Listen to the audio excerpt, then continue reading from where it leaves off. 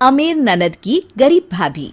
रीना एक मध्यम परिवार की लड़की थी, लेकिन उसकी भाभी शिवानी एक बड़े घर की बेटी। शिवानी की शादी अभिषेक से लव मैरिज थी।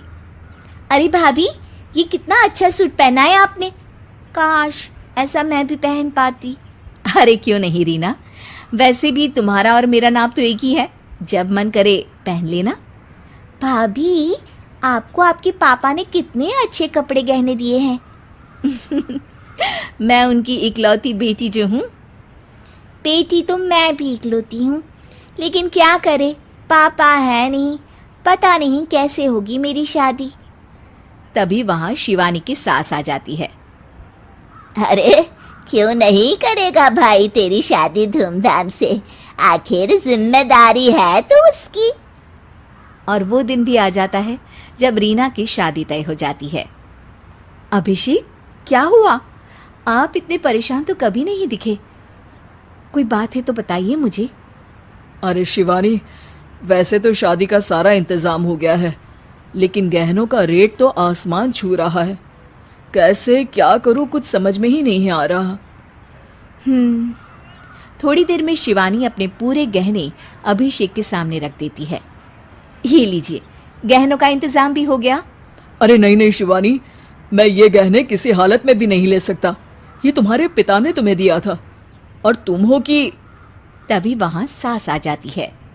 अरे तो क्या हुआ, इसकी तो हो गई ना शादी, अब किसे दिखाने हैं इसने गहने। सास गहनों का डिब्बा शिवानी के हाथ से लेकर वहां से चली जाती है। रीना की शादी धूमधाम से होती है और अब वो बड़े घर की बहू बन जाती है। वहीं रीना की शादी के बाद शिवानी और अभिषेक उसकी शादी के कर्जों से डूब जाते हैं। मैं सोच रही हूँ नौकरी करनी शुरू कर दूँ, वैसे भी पढ़ी लिखी हूँ, आपकी थोड़ी मदद भी हो जाएगी। वैसे शिवानी, कुछ दिन कर लो तो अच्छा ही होगा, क्योंकि ज़रूरत भी है। अब शिवानी भी नौकरी करने लगती है और घर खर्चे में अभिषेक का हाथ बटाती है। एक दिन शिवानी, रीना का फोन आया था, कह रही थी कि आने वाले त्योहार में उसके ससुराल जाना है। ठीक है माँ। अरे ठीक तो है, लेकिन एक काम कर लेना, उसके सास ससुर से लेकर पूरे खानदान के कपड़े मिठाइयाँ सब ले आना, और हो सके तो रीना के लिए छोटे से कान में पहनने के बूंदे भी। और क्या है ना, शादी में उसे सारी बड़ी बड़ी कान की ज्वेलरी दी थी, घर में पहनने के लिए तो उसके पास कुछ भी नहीं है। शिवानी सोच में पड़ जाती है कि वो क्या करे, क्योंकि कर्जों और घर के खर्चों के बाद तो पैसे बचते ही नहीं थे। शिवानी फिर अपने पिता को फोन करती है और उनसे पैसे मांगती है। देखो शिवानी, मैंने तुम्हें शादी के वक्त ही मना किया था कि ऐसे घर में शादी करनी ही नहीं चाहिए।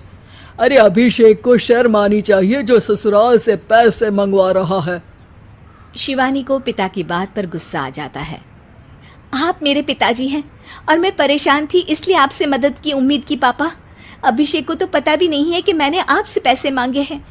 शिवानी सोचती है कि वो अभिषेक से बात करे, लेकिन फिर उसे लगता है कि वो टेंशन ले लेगा।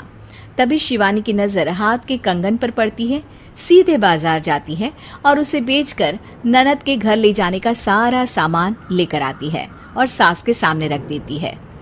हाँ ठीक है, लेकिन फल थोड़े और अच्छी क्वालिटी के होने चाहिए थे।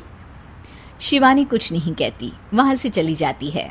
एक दिन शिवानी, रीना का फोन आया था, बहुत रो रही थी। क्यों माँ, क्या हुआ? सब ठीक तो है ना उसके ससुराल में? अरे तूने तो उसकी नाक ही कटवा दी। अब मैंने क्या कर दिया माँ? कह रही थी कि बड़े घर की बहू है भाभी, जो कपड़े दिए वो ब्रांडेड भी नहीं थे। तू तो जानती है ना उन लोगों का पहनावा कितना अच्छा है।